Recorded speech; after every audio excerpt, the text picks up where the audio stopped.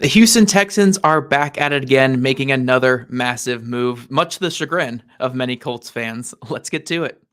You are Locked On Colts, your daily Indianapolis Colts podcast. Part of the Locked On Podcast Network, your team every day.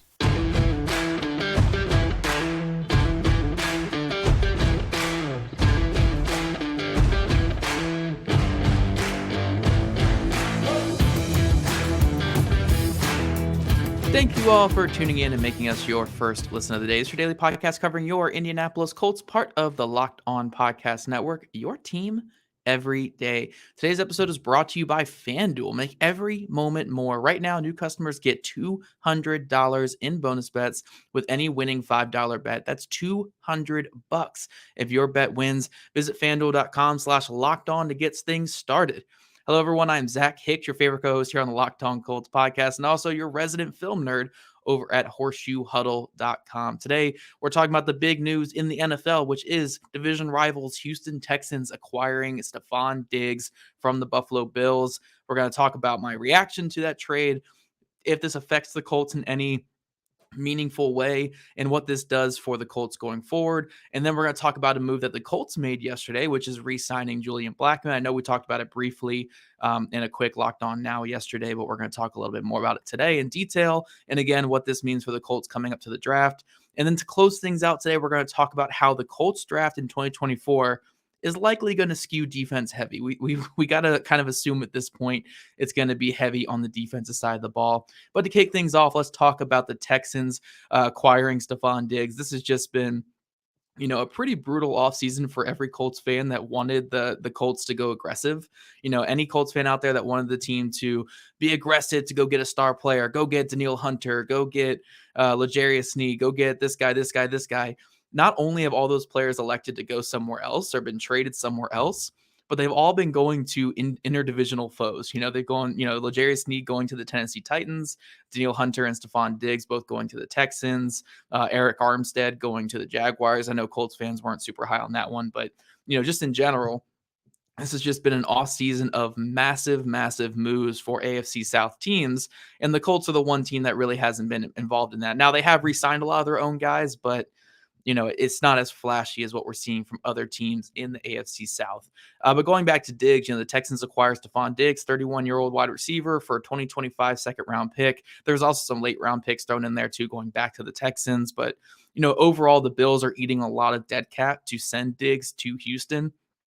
I believe the Buffalo Bills are eating $31 million in dead cap to move him. So, pretty steep price to not have a guy play for your team, and essentially paying that $31 million in dead cap to get that 2025 second round pick. But at the end of the day, it's another aggressive move by the Houston Texans to go all in on that CJ Stroud window. I mean, the wide receiver core they're going to roll out next season is Nico Collins, who, in my opinion, is a top 10 receiver in all of football. I thought last year he was just outstanding in every phase of the game, a big time deep threat, a guy who could win after the catch.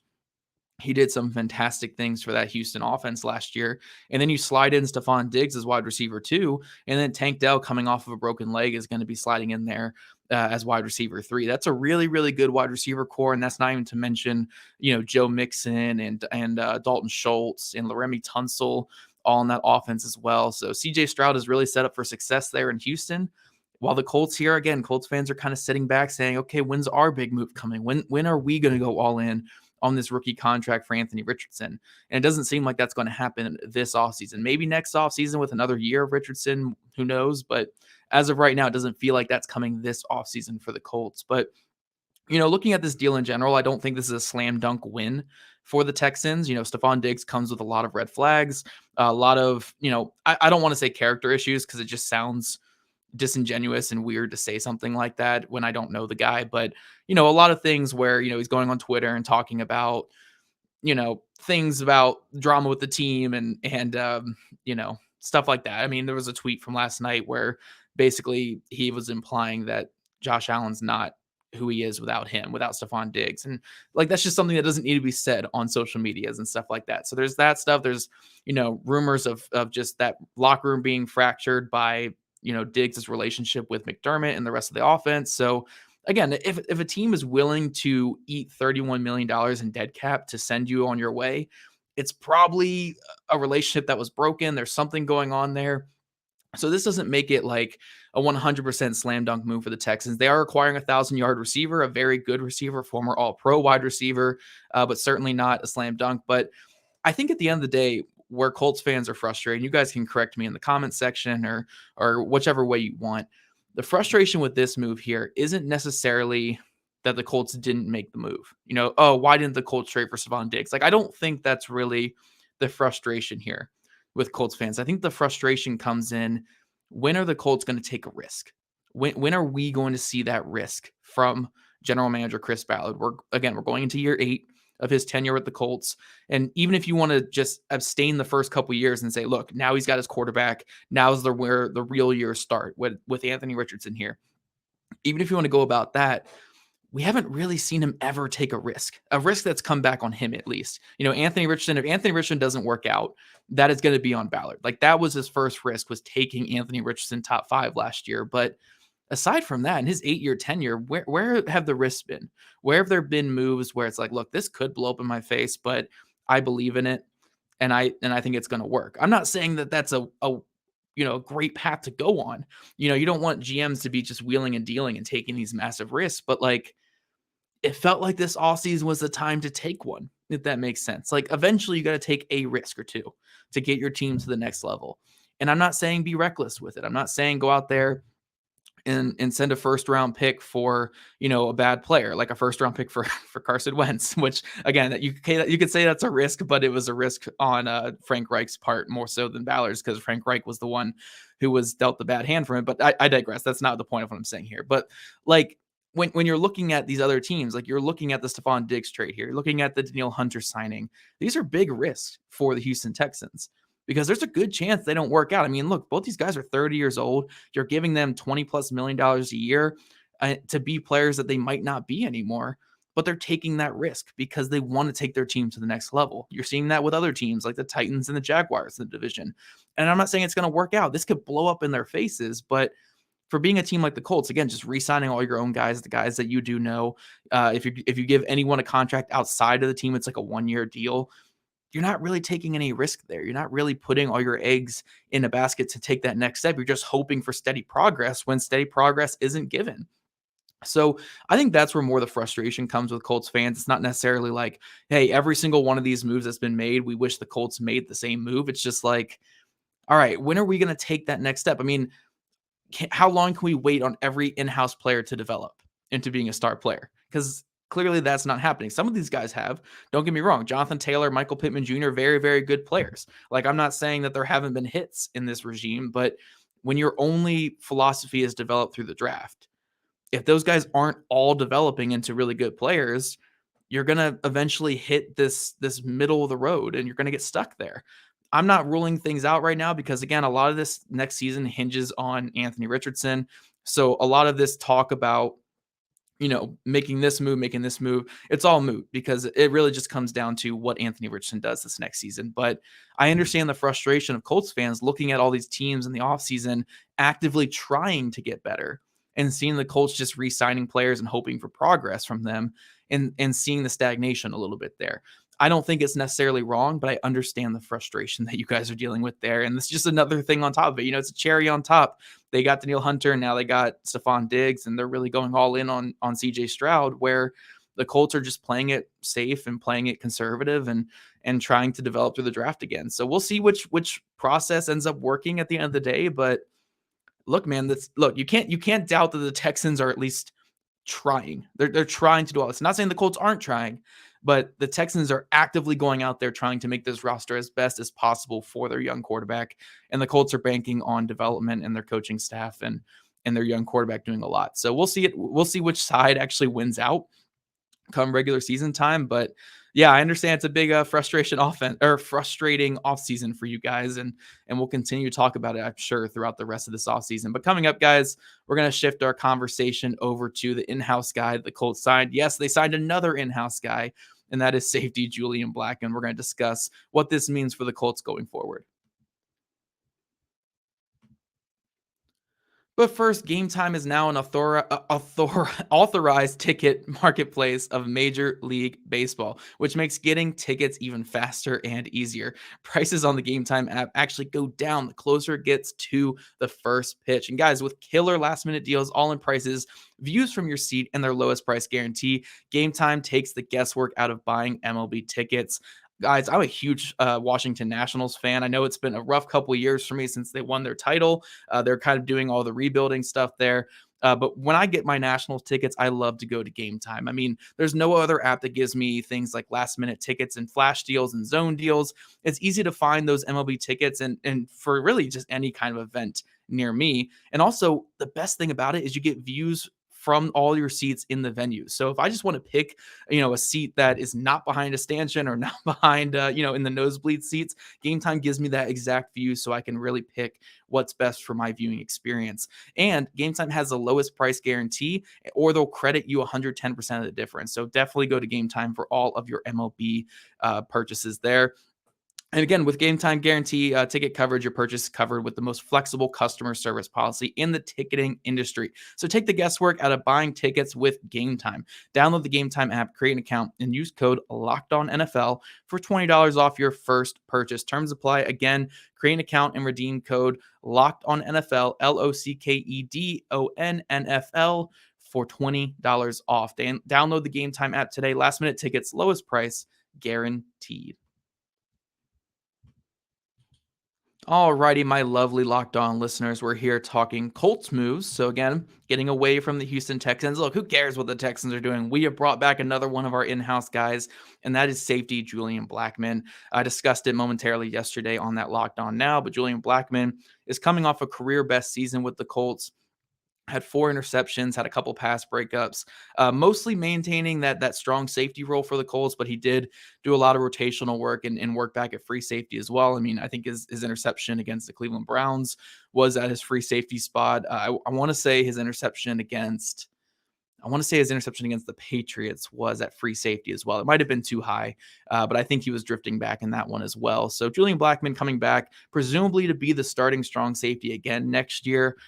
Personally, I would like to see him work a little bit more at free safety because I think he's got the range and the vision that you want back there.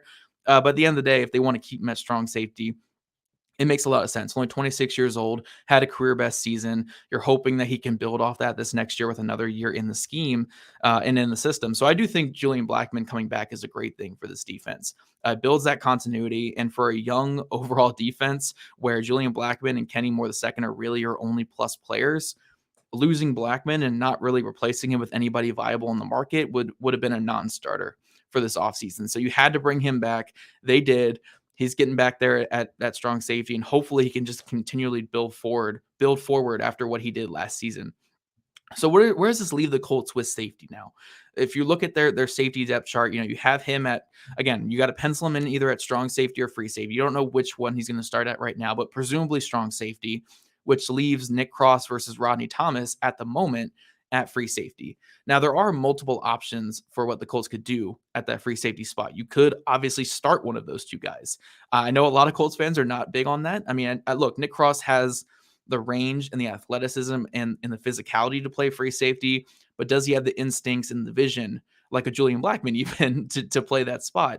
That's where I kind of doubt it. I don't know if he has shown that in his 2 years in the NFL to have that vision and that instincts that you need to play free safety in this single high style of defense. Then we go to Rodney Thomas, or Rodney Thomas makes those occasional big plays, has a lot of interceptions, has the instincts and the vision, but he doesn't have the physicality or the tackling ability or the consistency that you like from the position. And we saw what happened when he was back there early in the season. It led to a lot of coverage mistakes, a lot of gaffes, and a lot of big plays for opposing teams. So honestly, the Colts would probably have to look outside of what they have in-house right now. They don't have a lot of cap space to work with now after signing Julian Blackmon back. So a free agent is probably off the table. Like they could maybe get a Quadre Diggs closer to the season start if he really holds out to a lot longer or anything like that. But as of right now, they're probably going to go into the draft with a Nick Cross and with Rodney Thomas fighting it out for that free safety role, which I know you guys do not love. And the safety class is not fantastic on paper, especially if Blackmon is filling that strong safety role. Because, if you're looking at a guy like Tyler Nubin Tyler Nubin's more of a strong safety box type guy. You're not going to have him deep in that free safety role. So the potential top safety of the entire draft is probably not the type of guy you're looking for there. So then you shift your focus to, like a Cole Bishop from Utah. He can play some free safety. He doesn't have the next level juice, but he has a good amount of juice who can play over the top. You're looking at Dadrian Taylor Demerson, who could play a little bit of free, but he's kind of like a Julian Blackmon to me. And how many undersized safeties do you really want to have on the field all at once? So I think it's a difficult conversation to have when you're looking at safety. It's like, are we just going to go young at safety again and just hope that somehow these guys take another step forward? Because to be completely honest, like Julian Blackmon took a big step forward last year, but Ronnie Thomas took a giant leap backwards, and Nick Cross kind of stagnated. Like Nick Cross kind of looked like the same guy who was having the rookie issues 2 years ago, where Ronnie Thomas was running in the wrong direction. So I think hoping on those guys taking the next step, or hoping some rookie can come in and be effective from day one, is a recipe for disaster. When we just talked about the Houston Texans adding Stefon Diggs, we're looking at the Titans adding Calvin Ridley and having DeAndre Hopkins. I just, I don't love that thought process going into this next season, but I just don't know what else they can do right now.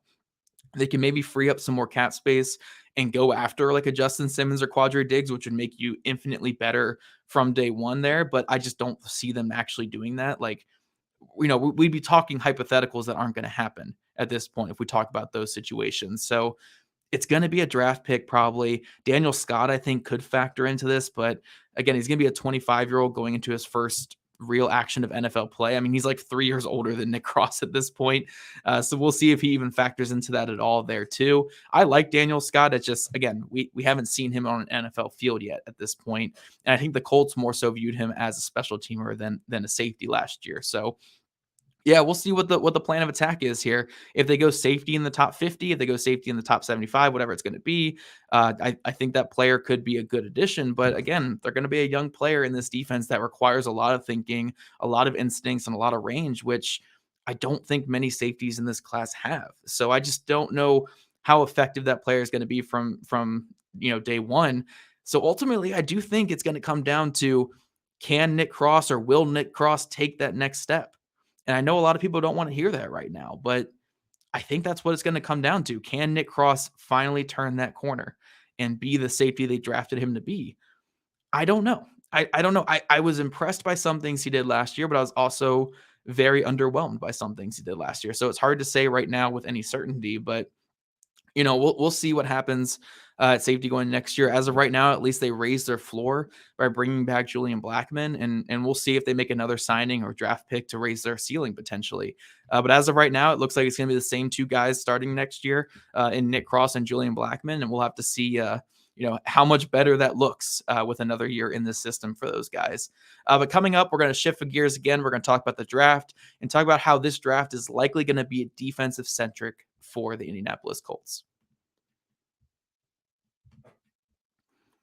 But first, the sports calendar is loaded, and FanDuel's making it even more exciting to get in on the action, because right now new customers get $200 in bonus bets with any winning $5 bet. That's $200 when you can that you can use to bet on the tourney, MLB, NBA, NHL, and so much more. Visit FanDuel.com/locked on and make your first bet a big win. FanDuel, America's #1 sportsbook.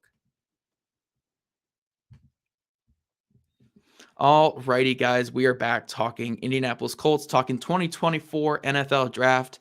And look, guys, we've been talking this entire offseason about, look, the Colts need to get more explosive and aggressive on offense, and we do think they will in some way. They're gonna add some kind of explosive playmaker on the offensive side of the ball, whether it's a guy in round 1, a guy in round 2, or maybe on day 3 or something like that. But outside of that pick there, and maybe an offensive lineman on day 3, I'm expecting this draft to be very defensive focused for the Colts. And I hesitate to say this for, like on the same podcast that we're talking about Stefon Diggs, because you don't want to be reactionary with the moves you're making. You don't want to see what someone in your division is doing and base all your moves off of what they did. So you're not going to just draft corners because someone in your division signed a big receiver, because you only play that team twice a year, maybe 3 times a year at best. That would just be malpractice to base your plans off of what somebody else is doing.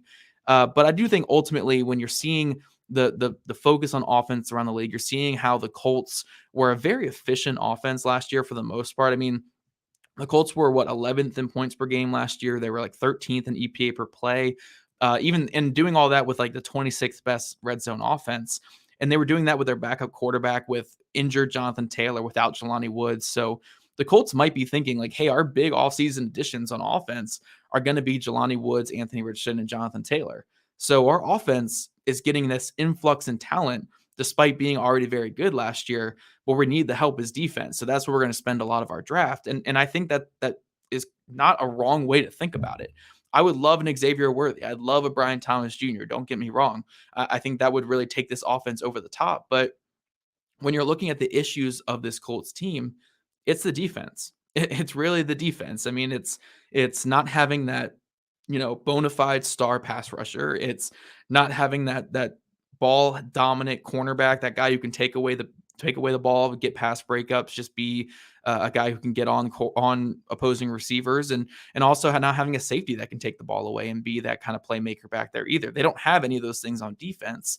And it showed last year. I mean, they were one of the worst defenses in the league. And I know that some of the efficiency stats paint a better picture, but even in the brightest picture you can paint for this Colts defense last year, they were a bottom 12, bottom 13 defense in all of football. That's not good enough to win in this league. You can't win in this league with a bottom 10, bottom 12, bottom 13 defense, whatever it's going to be. So I do expect the Colts to go defense pretty early in this draft, especially when you consider that their edge group could look very different in 2025, especially when you consider that, again, they're entering a big season for a lot of these young players in the secondary. If Juju Brents doesn't step up this year, you don't move on, but you try to add somebody else to that room. If Nick Cross doesn't step up this year, you're probably done with that experiment. So it really is a make or break season for those guys, and you just want to add more young talent that could eventually supplant them or add competition to those rooms. So I expect cornerback and maybe defensive end in round one, maybe double dip it in the first two rounds and take receiver later. I know it's not flashy. I know it's not fun. I know it's not the receiver that we all want, but it's probably the right way to go about it when you look at this team. And I know a lot of you guys will say like, oh, Ballard kind of put himself in the corner here and forced himself to have to take a corner or defensive end in round one or whatever it's going to be. And yeah, he kind of did. I mean, that's the way the roster is built right now. We've seen this with the Colts the last couple of years, where there's always going to be a position that they go into the draft desperately needing to address, and they address it within the top 50 picks. Whether it's going to be their first pick or it's going to be their second round pick or whatever it's going to be, they're going to address it with one of those first two picks, because he leaves that hole to be filled by the draft and leaves that rookie to be the savior of that position group. And I think it's very clear when we look at this roster right now that cornerback is that position. Cornerback has a couple guys that they like. I mean, we know they like Dallas Flowers. We know they like Juju Brents. We know they like Jalen Jones. But I don't think they like those guys enough to where you're not going to take a corner in the top 50 picks. They're going to add another name to that group, and it's going to be someone in that top 50. So I think a very realistic draft for them would be someone like, trading back in the first round, taking a Cooper DeJean or Kool-Aid McKinstry, and then adding your explosive receiver with that second round pick, or adding it with what you gained in that trade back. And then going from there, if you have to add another pass rusher with your other premium picks, if you have to add something else like that, so be it. But I think that's more of the direction of this team than it is staying at 15 and taking a receiver.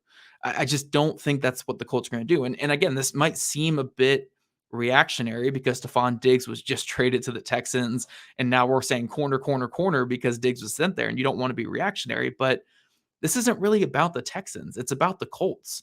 Look at this Colts secondary right now. You need another secondary player. And I don't think a rookie's going to fix it, but it sure is heck better than having Darrell Baker Jr. and Jalen Jones out there again, because we don't know if Juju Brents can stay healthy. We don't know if, these other guys can stay healthy. So that's my 2 cents on it. I do think we're going to see a very heavy defensive draft for the Indianapolis Colts, very similar to 2019.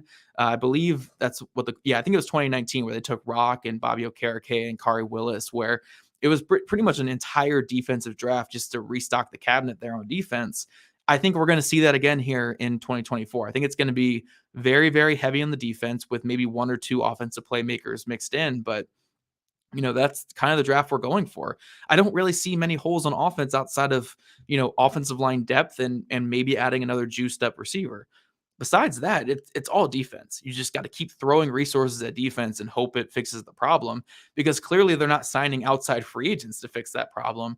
So it needs to be all defense. So I do think this draft, again, it's going to be very heavy defense. We're going to see which guys they can find coming up here. But yeah, I know you guys don't love it. I know you guys want that receiver. You guys want Brock Bowers. You want Brian Thomas Jr., but it's probably better for the team's success next year for it to be Quinyon Mitchell, Terrion Arnold, Dallas Turner, Cooper DeJean, Kool-Aid McKinstry, whoever that's going to be, whatever that defensive player is going to be in round one. It's probably better for this team coming up this next year and going forward. So let me know in the comments what you think. Do you think the Colts just turn this whole draft on the head, just only go offense and not care about defense? Do you think they go all defense like I'm thinking, or what do you guys think? Let me know in the comment section. Before we get out of here, though, I do want to remind you guys yet again, the Indy Draft Guides pre-orders are still open. For $8.99 with code DRAFTMISS in all caps, you get access to an essential piece of reading for Colts fans, both before and after the draft, featuring 225 in-depth scouting reports, features, and much more. Click the link in our show notes to pre-order today. And if you guys don't already, make sure you're following at Locked On Colts, at Jake Arthur NFL, and at Zach Hicks2, all on Twitter. Also subscribe to us on YouTube, our Real Estate Podcast. We love you guys' ratings, reviews, and we'll catch you guys back here with a fun roundtable tomorrow afternoon.